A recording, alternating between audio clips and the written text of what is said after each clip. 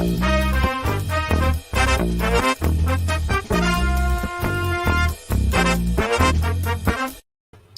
folks, and welcome to episode 136. Does size matter?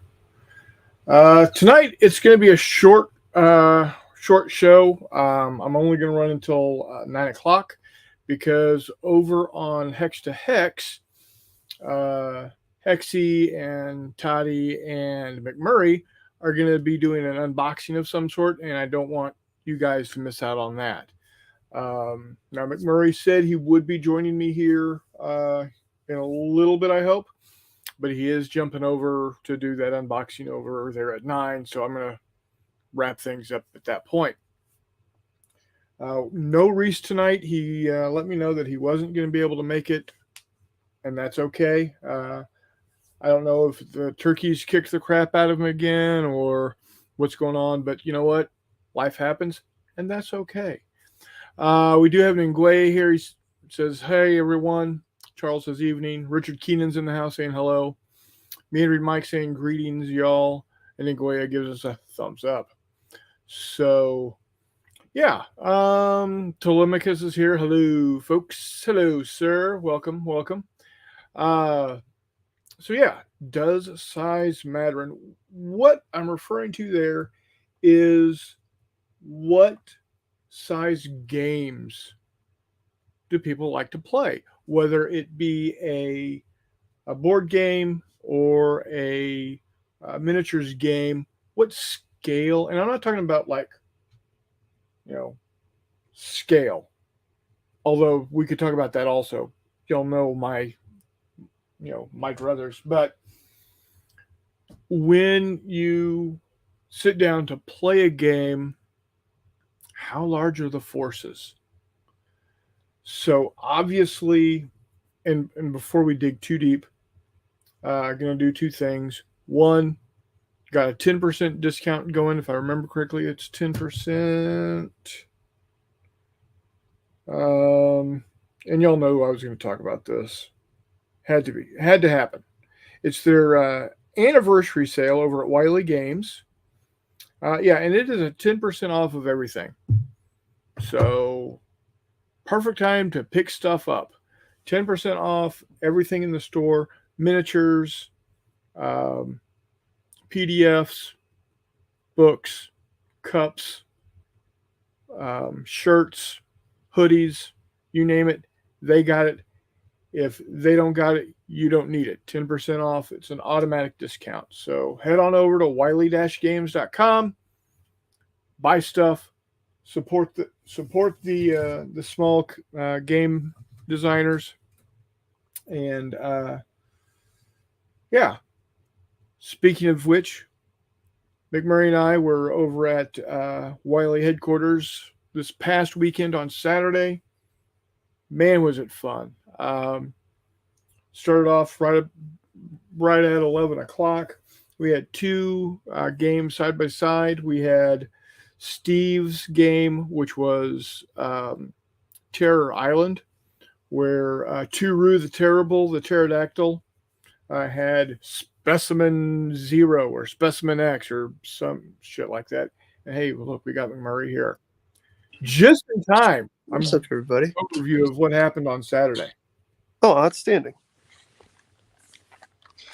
Outstanding. Or he's not there. I'm here. Things, hold on. Can you hear me? Hello? I think I heard my echo in your mic. Can you hear me? Are you there now? Christopher, can you hear me? Yes, I can hear you now. Thank you. I want to say I heard my echo somewhere in your mic a minute ago. I thought my headphone had died, so I turned them off, turned it back on to reconnect. Anyway, as I was saying, we were over there on Saturday, and had a lot of fun. First game was Terror Island, where Turu the Terrible, the pterodactyl, had Specimen X or Specimen Zero that all the different groups had to go after. I was playing Johnny Quest team. Of course, you had Johnny and Bandit and Race and Dr. Quest and Haji. Did the very best I could to kill that damn dog, but it didn't happen. Our buddy Mike had Dr. Oculus, the mad scientist. He was pretty fun. He had some sort of dude like in a bad Dutch oven guy too. Oh, he had double Dutch. There you go. Yeah. Again, that's Dutch oven, right? Yeah, Dutch. Well, Dutch oven's evil clone was double Dutch. Yeah. And then he had this dude in a battle suit or like a steampunky type armor thing. I don't know. He had a flamethrower. Was he that had the flamethrower, or did you have the flamethrower? Dog, I didn't know. Like my most powerful weapon I had was a shotgun. Oh, that's right. And you were tearing shit up with it. Yeah, I was messing stuff up. It was when I was like, I was all excited because I thought that stupid pterodactyl, I didn't realize it had like godlike or whatever. Oh, like, yeah. All of Steve's monsters had godlike to where anytime you got an out of action, they just counted it as a wound.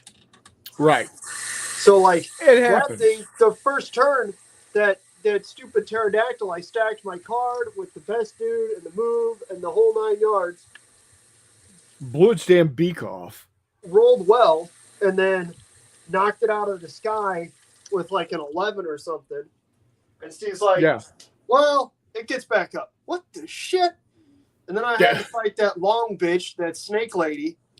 Yeah. And she was the same damn way. Yep. But. Yeah. So, no, it was Mike that had the flamethrower. He comes rolling around and just torched my team. But in the end, you and I tied for first place. Yeah, I should have been more aggressive running at, like, getting after Ken's guys. Yeah. Because then there were plenty of coins down there to get. I just kind of said, well, we're not going to get the antidote or the poison or whatever. So I said, okay, whatever. That's fine. And just started farting around. I should have gone one more coin and I would have taken it. But that's okay. It was a great time. We had a lot of fun though, it right? Was an absolute blast. And then game 2, the other game that was being played at the time was Great Revenant Hunt, right? Revenant Hunt, which is always a good time. It is. Usually Jay will put up a blog post about it too. So check Baron Von Jay. Yeah. Now, he told me that he does want to get with you and me at some point and do an after-action report video. Oh, hot damn. Outstanding. Yeah, so I don't want to go too deep into what happened, but fair. And we really can't talk about that game because we weren't playing it. Fair. But it's always a fun time. It's always good. It's always, zombies coming at you. It is. We've played it in years past. Like, it's not. Yeah. It's not entirely unknown. Yeah. And then we took a break and had some really good chili and chili dogs that the Baroness produced for us. Yep. And then Ken came in and had a fantasy game, again, Fistful of Lead, fantasy game, trick or treating, a scavenger hunt or some shit. I don't know. They walked away with bags of candy. That's all I know. Yeah.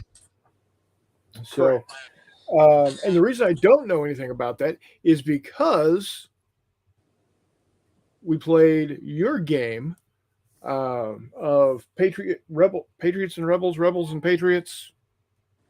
Rebels and Patriots, yeah. Rebels and Patriots and zombies. Correct. And zombies and vampires and werewolves and all the things that Warmutt pines for. Yeah. It was a lot of fun. I had never played a rampant game. I've not played the Dragon Rampant or the Lion Rampant or the Rampant or what have you. So, but it was quick to learn, it was a great game. Very well put together there, McMurray. I thank you for doing it. It was a lot of fun. It's always tough play testing 6-person games. Todd and I played it, and it seemed like it was all right with Todd and I. But once you guys got on the table, it seemed like I could have used another couple units for each of you, or maybe one more for each of you. But that's at least for me. At least for me, I had 4 infantry and cavalry. Yeah, and you had a lot. For learning, I think that was about the max I would really want to go with. Now, if we were to just sit down and play you and me, I could probably easily go 6, maybe even 8 units pretty easily. Now that I know how the game works, but it was a lot of fun. The giant catfish was pretty cool. Oh yeah. But again, our buddy Mike played that one. Jay Wiley sat down and played with us, and Chris Clucky showed up just in time to. He did. He jumped right in, which was good. So a lot of fun. It was really great. We wound up with getting my ass kicked on that game. But is what it is. Everybody was pretty beat up after that game, to be honest with you. Yeah. I felt bad for Mike. He had like 5 models left on the table out of everything that he had. Yeah, but he still had his necromancer, so he could have brought back more stuff. Well, kinda. Like the zombies suck. It's the issue. Yeah, they do. They have to. Yeah. Yeah, because you get more and more and more and more. Yeah. So, but yeah, it was a good weekend. We've got J3N coming up in about 3 weeks.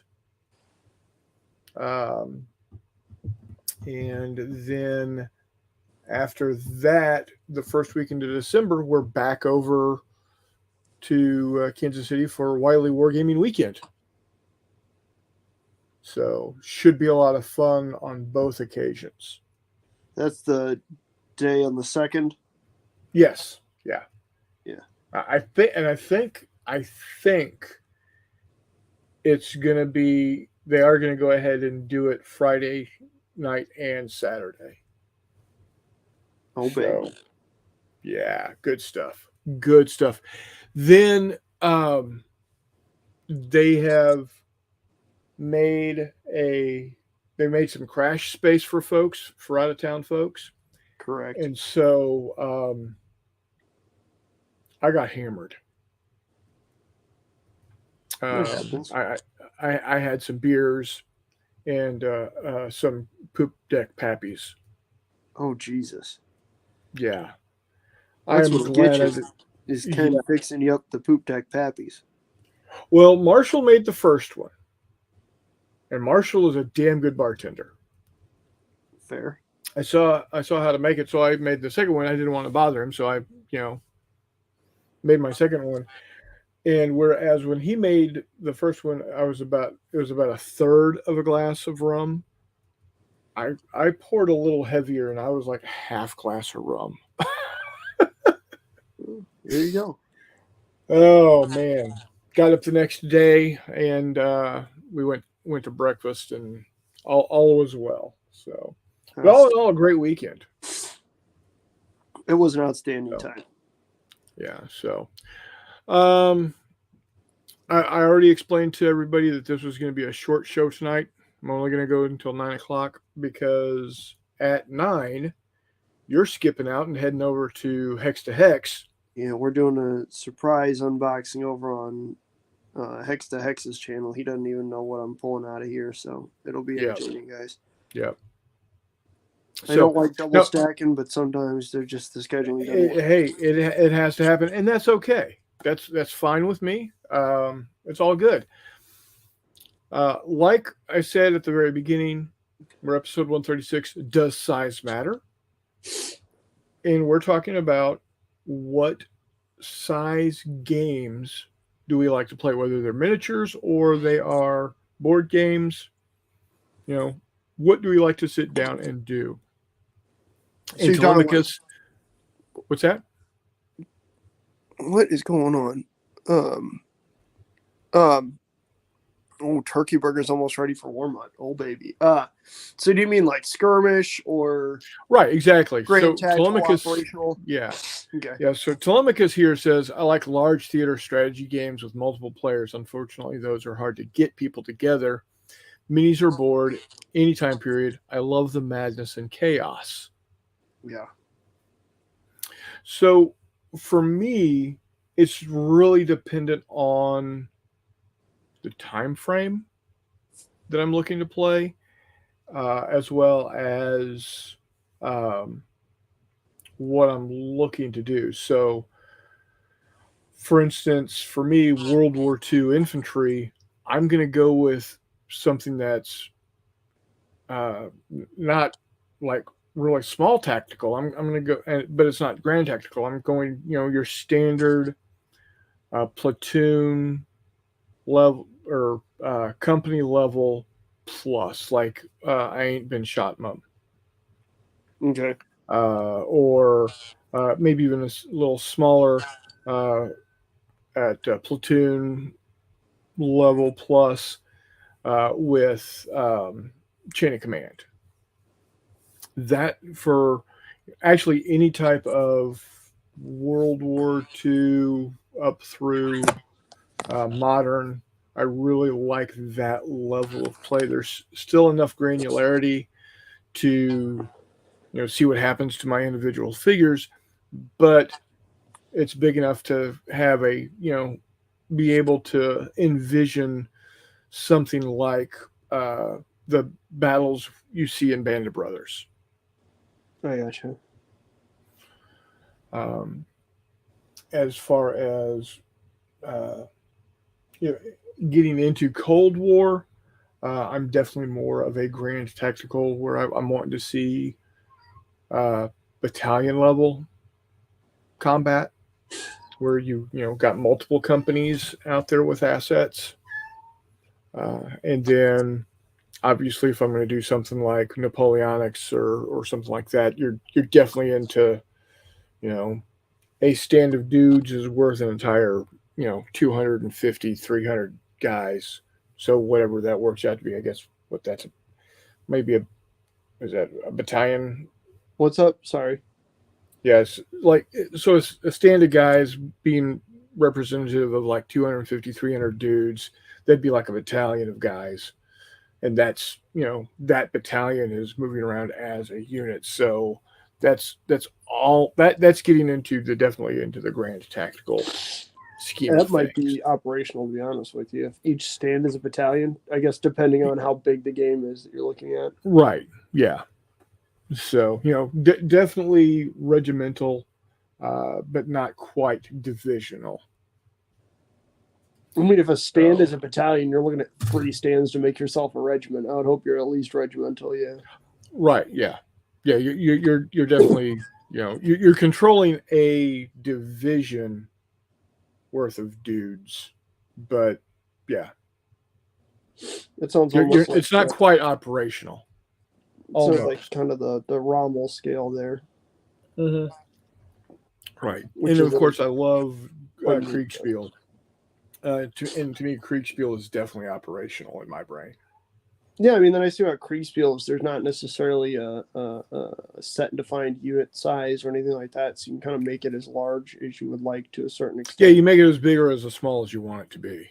Yeah, which is kind of nice. That's kind of cool. I like how that works. And yeah. So, and then as far as board games go, I'll play with play whatever as long as it looks interesting.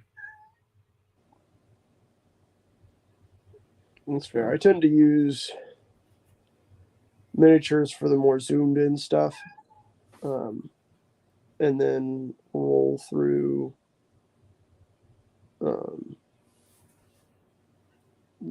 with operational or theater level stuff on the board game. So I've played, and granted, with board games also, well, and with miniatures games to a certain extent, you have to get into how crunching and depth you want things to be, where you're not necessarily. Most of the times you can make things scale, right? So if you're looking at a more zoomed in combat, you're a little more intricate. But then at the same, well, I take that back. At least for me, that's how I'll tend to play it. Is if it's slightly more zoomed in, a few more extra rules, what have you, coming in is fine. But then as soon as you get to something, rather more colossal, it's nice to have it abstracted out a little bit more. So like playing Avalon Hills Stalingrad is super fun because it's called Stalingrad, but it's basically the first 2.5, 3 years of Barbarossa. Right. Just like the Russian campaign is very similar, to be honest, especially in feel, but it's the duration of the war, so it's just a way longer game. But then, so those are big games in terms of you're literally moving millions of men around the board. But then likewise, going down to like what's a good one? MMP's Bastogne Screaming Eagles is a great example of, it's certainly, that's operational. Let's be honest here. You've got a few Volkssturm or Volksgrenadier divisions and whatnot. Yeah. Super fun. Again, bigger action, not quite as zoomed in. Another one was super cool in terms of it's giant in terms of scope, and then also play area was Wardrobe plays World War II, and Todd and I played again from MMP. We played what do you call it? It Never Snows, which is the entirety of Market Garden on 5 game maps. Oh wow! Which was huge. Just like from the International Game Series, we played a Victory Awaits, which is, again, the original, 16-week timeline for Barbarossa on 3 full maps. Huge games. Fun, like, delightful games to play, but huge, like, big games in terms of scope and map. The issue is that sort of thing to play on to try and play that as a miniatures game. Either you're playing, from my house to your house at 28 millimeter. Right. A couple hours driving for those of you playing from the or those of you counting at home, or you're essentially just playing a miniatures game or a board game with miniatures on it. But yeah, so honestly, it really depends on how much time I've got. If I got somebody I'm playing with, I certainly go from one far end to the other because I really enjoy, even just within the scope of World War II, I enjoy playing Fistful of Lead at 28 millimeter with 5 miniatures aside, or maybe 10 miniatures aside, 15 aside if I'm playing with if I'm playing, with a few people. All the way up through, once you switch into board games, the entire Eastern Front. Todd and I have talked about playing Greatest Endeavor, Grand Endeavor, Mighty Endeavor, which is the entirety of the war in Europe, Eastern Front, Western Front. There you go. Oh wow. Which would again be cool, but you'd have to move around like a counter being a full division or a full corps. Right. Again, super cool, but it goes to show you could play, 5 guys or, 5,000 guys. Yeah, you could be, Stalin and Ike. Yeah. So, fun stuff. But it all depends. And it also, it depends on, the kind of mood I'm in. Or honestly, it's how much effort do I want to put into getting miniatures ready for it? Well, that's fair. You And know? that's what sometimes, and that's the interesting thing, right? Like sometimes those bigger games don't even take as much prep as, you know, a game that's smaller in scope. As you and I know, I mean, it's as easy as pointing at naval miniatures, right? Like, Oh yeah. we want to paint up a bunch of 1/6000. Jesus Christ, I painted up almost the entirety of the Kriegsmarine in a night. When I say almost the entirety of the Kriegsmarine, I mean all of the Kriegsmarine's capital ships, the vast majority of the Kriegsmarine's light cruiser fleet, as well as a few dozen destroyers in a night, right? In 1/6000. At the same time, when I'm painting these 1/600 World War II things, a destroyer or two is going to take me the same amount of time. Right. Well, because the 1/6000 stuff is just so small. Yeah. I go a little crazy because I do paint on the American ships. I do paint camouflage. That's fair. And on capital ships, I paint decks. Like on Scharnhorst and Gneisenau and whatnot, I painted the turret tops. Yeah.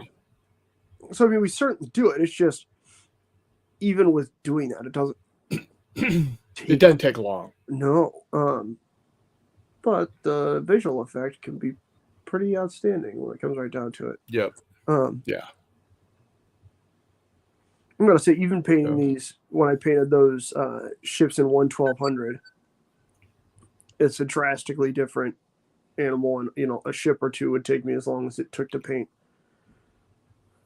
those full fleets. But now, to be fair, I did paint up, these 1/1800 scale ships remarkably fast. Here's what I found. Oh, shut up.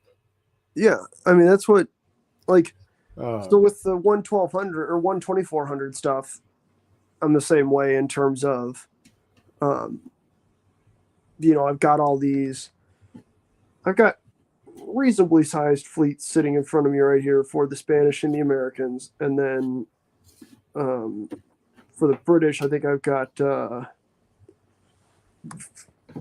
Hood and what's this one? Diadem, as well as 3 Thornycroft destroyers, and then 6 Yarrow early torpedo boats. Sorry, that's Hood, like 1895 Hood, not HMS Hood.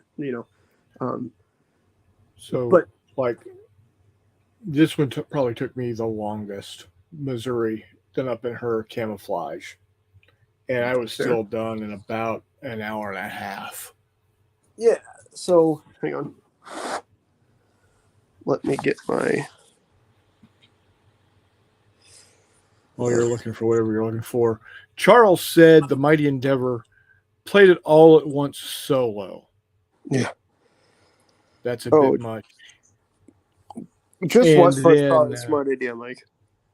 Yeah, he said he's going just West Front. So what you got here? Oh, you know what I got here. Is that you got your Rodney and or Nelson? Yep.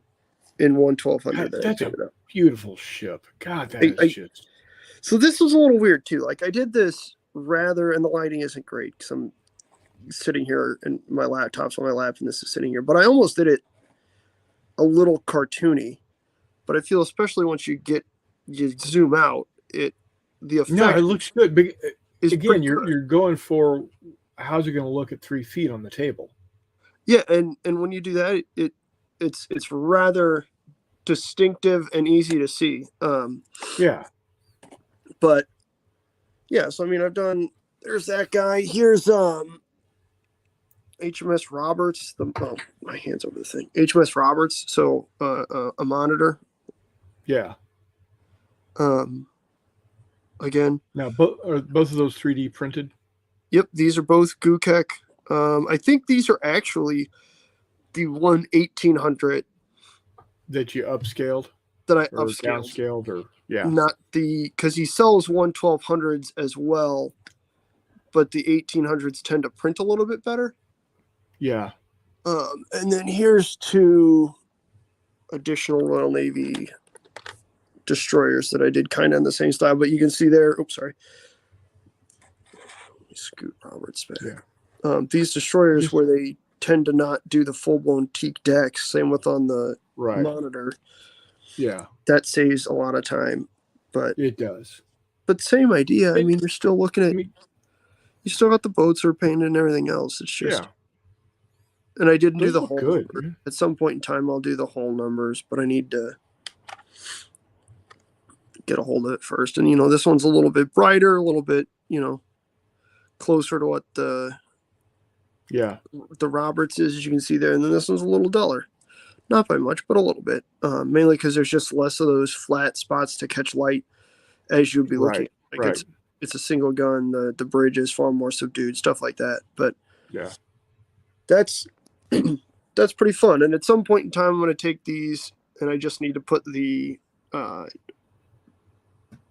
bumper plates or whatever, those super thin steel discs, underneath these, and then they can get set down on the whatchamacallits, on the stands that I use for that one that I built for those 1600 Spanish American War ships. Yeah, I remember those. And then, that's why I magnetized those to those base platforms, so that I could swap out and put these guys on there with the magnets, or if I wanted to use 1/300 scale Age of Sail stuff, I could put that on there, or whatever else, to be honest with you. Right. But even those giant, that's the fun part, right? So this destroyer here is in reality the same size as most of those Spanish American warships. But it's in half the scale, right? So this is 1200, not 1600. Mm-hmm. But anyhow, I feel like if we're going to do that, I feel like Denmark Strait would be really cool to play with that, right? So you've got Hood, Prince of Wales, Bismarck, and Prince Eugen. Yeah. And you're rolling with it, because then you could, stand across a decent sized room and play. Or Dogger Bank or something. Yeah. But anyhow. Charles says looks good. You can de-enlarge then. I'm going to kill the camera again real quick. But Charles says looks good. Chris Long A says pew pew boats. Oops, ships. Yeah, man. Oh, it's all good. There's boats on there. There was boats there. They were on the ships. There are a lot of boats there. Yeah, that's actually true. There were a lot of boats on those ships. But no, that, or the other thing we're going to do, Chris, is the what if Mirza Kabir. Oh, yeah. What if Somerville let John Sewell work up a full head of steam and start coming out? Absolutely. I'm not saying it's a good idea, but it'd be interesting to still game out and let the good old boys of the Royal Navy just curb stomp the Marine Nationale. Yeah. So I think that's something that's interesting about naval gaming, and I guess to the same extent aircraft only gaming, is that every time you, for the most part, and I'm sure there are other games out there, or games that do it a little differently, but most naval games, you're fighting in a tactical situation every time, because a ship is a ship. Rarely do you have it where one ship is the equivalent of multiple ships. Oh, yeah, unless you're playing like Ancients or something, where nobody wants Right. to put 400 galleys on the table or something like that. Yeah. Yeah, like for the Battle of Lepanto, you know. Yeah, or like Actium or something, or Yeah. Salamis. It would be ridiculous. Yeah, But I I mean, mean, yeah, because once you get into like the decent part of the Age of Sail, like that's a ship is a goddamn village, man. Like there's not oh yeah, yeah, absolutely. there's too much there's- expense there. I mean, there are World War II cruisers that had a higher population than the town I live Oh, absolutely, in. absolutely.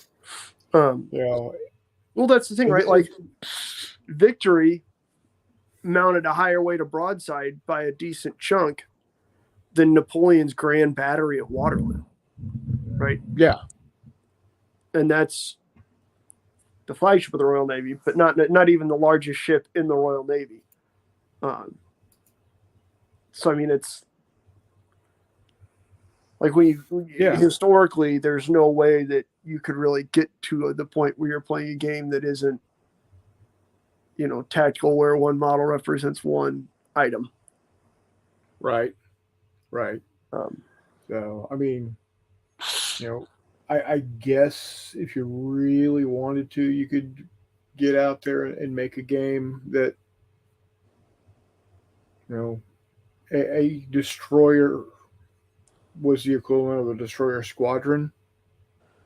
I was about to say that's about the only time you see that, and that's usually because destroyers are mounted on bases. So either you have one or you have like three mounted on the same base. But even so, right. Yeah, that or aircraft. Yeah, airplanes seem to always be that airplane is that airplane, no matter what scale you're playing, whether you're playing 1/100th or all the way down to like big naval games. About the only time you have things that are abstracted into multiples are airplanes. right. Like, those three Dauntlesses represent a flight of Dauntlesses, but at the same time, we're right back to that. Yeah, I see where it's coming from, but like a flight of Dauntlesses or a flight of, F6Fs is still what, 12 guys? Yeah, exactly. In single I engine mean, fighters, it's a platoon. That's less than, a sizable gun crew on any one of these other ships. Like, right, exactly. I can see why that has to be abstracted, because you're splitting hairs down to the point where it's, all right, hold on. Right, but when it is just a strictly air combat game, oh yeah, that airplane is that airplane. Whether it's a 1/100th scale P-47 versus BF-109, or it's a 1/600th scale F-16 versus MiG-21. Yeah. It's these are, if you, when you fly them, you're flying them as individual aircraft. There's, you could name the dude that's flying this airplane if you wanted to. Yeah. And for campaign purposes. So, Chris Long says he just received a parcel from Hissy and Canada Post did not lose it. Well, that's good. Eric says, "What's happening, peeps?" What's up, Eric? And Mike goes, "Peep, peep." How you doing, Eric? Just if there's any new folks that have jumped on, that would be Eric and Chris Long. We're only going to be going for about another 20 minutes, and then McMurray is jumping over with Todd and Hexy over at Hex to Hex to do an unboxing. So we're going to be shutting down here. Thoroughly invited to right about now. Yeah, everybody come on over. Go on over and watch them unpack whatever it is that McMurray's got to unpack. Charles says the Decision Games naval set with Denmark Strait and River Plate turned out to be decent games once I translated the rules to standard English. Yes, I was quite happy with that. The broadsides and battle wagons system Big fan, Charles. Absolutely agree. I'm really sad they only ever put out the 2 packs. I need to pick up that game. Now, is that one of their mini folios, or is it the I don't full know size if folio? it's technically a mini folio game, but it's in that format. Yeah. I think it is a mini folio. I really need to pick that up. So one of them is Denmark Strait and River Plate, and then the other one is Coronel and the Falklands. So you have one that's extreme early World War II, and then you have one that's obscenely extreme early World War I. Both of them are very fun games to play. Like I said, cool. I'm real sad that that was the end of that system. Although I understand where it's not easy to find evenly matched small naval games because, again, when you're looking at that much of an investment, it's a whole lot harder to say, well, we'll risk it. You know what I mean? Exactly. Yeah. Ningoya says, I have a bunch of cedars in the backyard, and at night I can hear the sparrows making little chirps in their sleep. I pretend they are sleep peeps. Nice. Walkabout Game says he's got all 4 Warhammer Historical Wild West books now. Oh, dang. There you go. Sitting on a small fortune there, man. Just move to the U.S. Sell those, move to the U.S. Charles Latoro says, love shooting torpedoes. Who doesn't? The U.S. Navy from about 1941 to late 1943. I mean, we like shooting them. We just didn't like the results or lack thereof. The Navy did not like people shooting those things, especially at the start of the war. Yeah. Submarine captains loved shooting them, and then going back to Bjord and going, no, this thing sucks, and the Navy just like, no, you guys suck. That's what? Yeah. But I saw it hit the damn ship and do nothing. Yeah, we heard a great big dung. Yeah, that's right. What happened. Absolutely not. Yep. Yeah. It was a bell made out of shit. It went dung. Dog. Dude, what if that would be really cool to play, actually? Like a just paper, like on paper, what if the entire Royal Navy presence and the entire Marine Nationale presence at Mers El Kabir just duke it out, right? Yeah. Because on one hand, you got, I mean, on paper, the British have arguably one of the finest ships on Earth at the time, the Hood, and then 2 older battleships, Valiant and Resolution. So I think Resolution should be a Revenge, and I think Valiant's a Queen Elizabeth. But they're both 8-gun, 15-inch, just fucking hammers, right? Like, they are just pure, ugly, brute killing machines.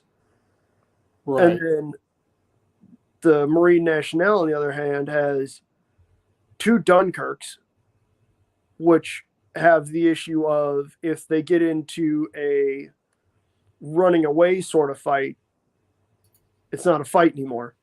Like, the Dunkirks have to be advancing on the enemy for their guns to bear, right? Because they're 2 quad turrets up front. And then 2 Britannies, which are closer to traditional, ABXY,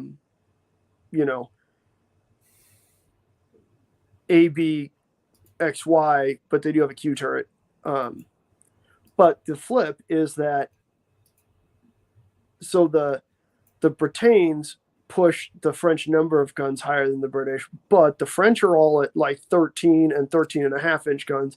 Every single one of those British guns is just that stellar British 15-inch, right? Oh, yeah. Which the square cube law tells you puts a whole lot more ass on something than the best 13-inch. Not only that, but then the British have Ark Royal,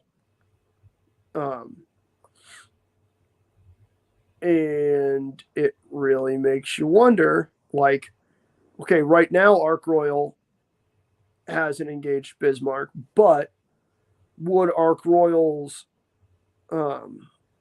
pilots and Ark Royal's air arm, given that it's a month and a half before the Bismarck chase? Let's see here. Bismarck chase was in September 1940, right? Yes. I think it is because the Ark Royal had to hang on. No, I'm sorry, that was 1941. My bad. But either way, Battle of Denmark Strait was May of 41. Yeah, May of 41. I don't know what I'm thinking of. September of 40. That's the invasion of France. Point being, like, this is when Ark Royal is in, they're fresh out of Norway, right? They're in their training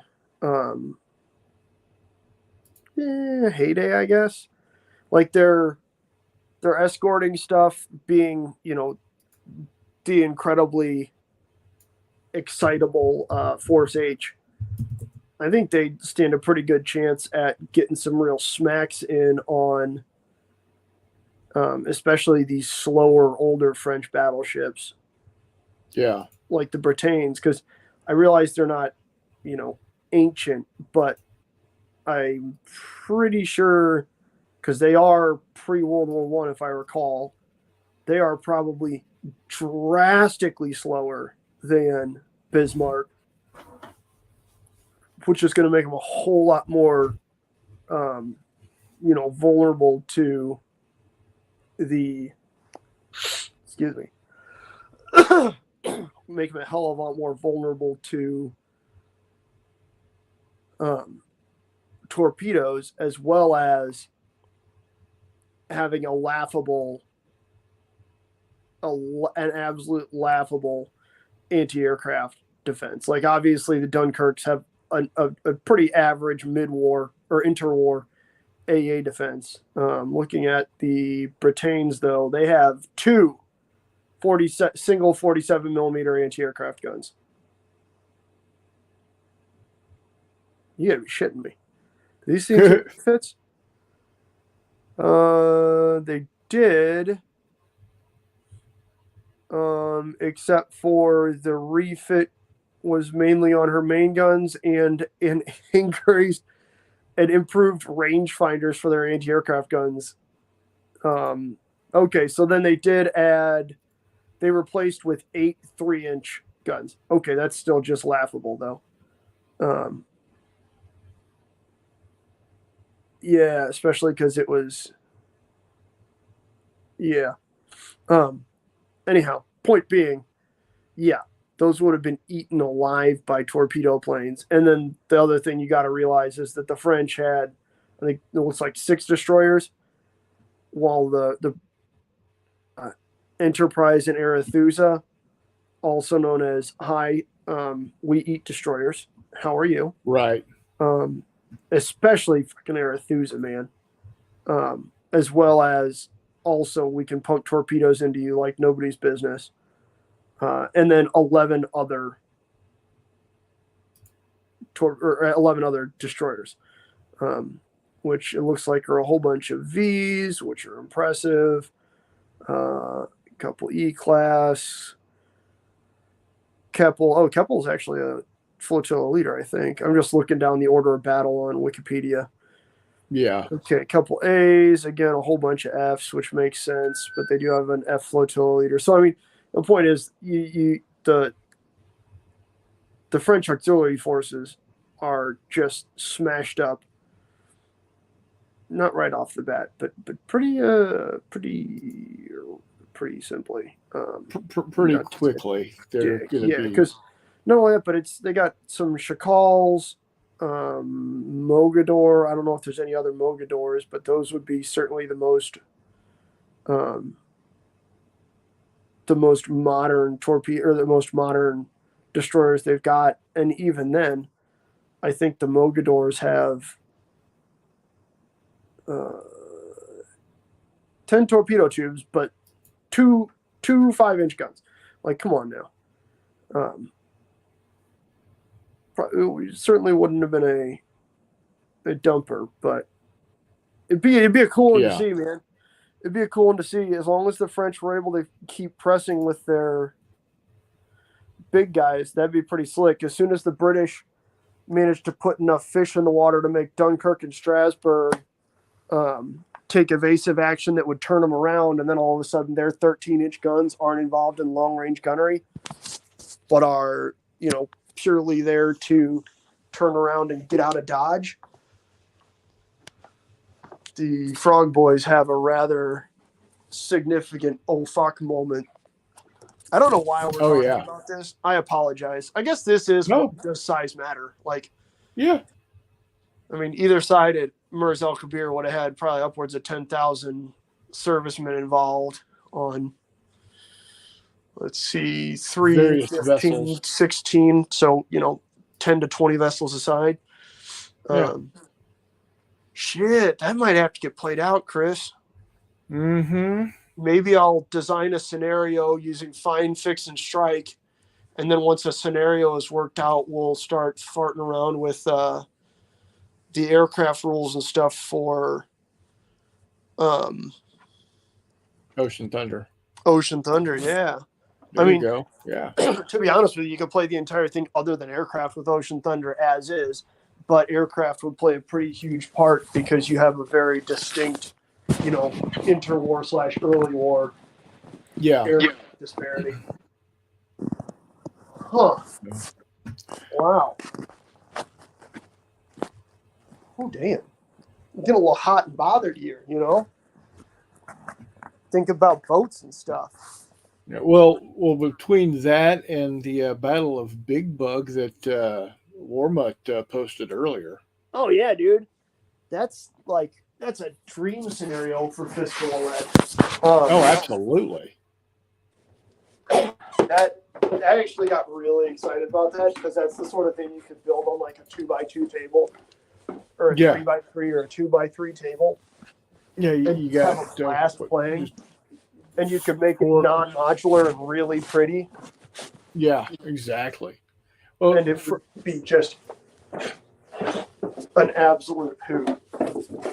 Oh yeah, because you got 4 prospectors, and you get probably could go 5 if you want to. You could go as many as probably 10. Comanche or whatever. Yeah. Well, that's the thing too, is that you could certainly do that as an undefined amount, and it wouldn't really be a huge deal. Right. Like, you wouldn't have to put a hard number on your Native American forces because who the hell knows how many, Native American attackers there were at Big Bug. You might lose me for just a second. I'm walking out. I got my camera set up in the garage because this is big box.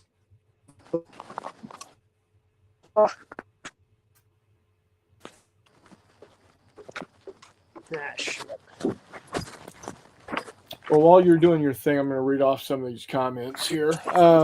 Charles says he wants to get the World War I set to the Colonel and the Falkland Islands from Decision Games. That looks to be kind of cool. Again, that's that same system. Yeah. Meandering Mike asks, Warhammer has Wild West. It's Warhammer historical, based off of War Master. No, it's not War Master. It's. Oh yeah, that's right. The Wild West games are actually independent rule sets. They are independent games, independent rule sets. But all it's their from own, Yeah. Ninguea says that shooting torpedoes bit is that gamer talk for what, Charles Latoro, or just for naval people? It's gamer talk. Oh yeah. Charles says torpedoes are cool. Meandering Mike said turd pedos. That's what the Americans had for the first 3 years of the war. That is what I would certainly call the Mark 14. Yeah. That's correct, Mike. Nagoya says, my torpedoes usually end up in a torpedo net. Yeah. Yeah, we'll just leave that alone. Of course, Charles won't let it die by saying, Nagoya, send commando suicide frogmen to blow the nets. I just have a filthy mind. All right, That's all children. I'm saying. Charles says, someday I want to game the Battle of Taranto, swordfish and torpedoes. Yep. So we were talking about doing that because I think I figured out the exact scale, right, for Taranto at 1/6000. Is it like just fits on a standard sized war game table, you know? Yeah.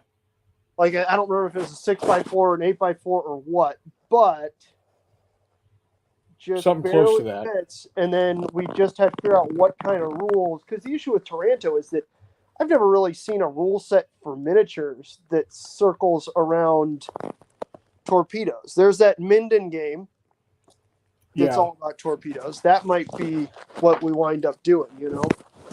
I'm not sure. Yeah. But and then Walkabout Game says, Lord of the Rings based Wild West. oh, okay, there you go. Is that Lord of the Rings based, or is Lord of the Rings Wild West based? I feel like Warhammer Wild West was around before any of the Middle Earth strategy battles. It's Lord of the Rings is actually Wild West fantasy. There you go. All right, so here you guys get to watch how the you guys get to watch where the sausage is made here. Look out, Snoopy. Get the frame up going here. You guys get a sneak preview. We're getting the green room work up you guys here. get the sneak preview here, guys. Hope you're excited.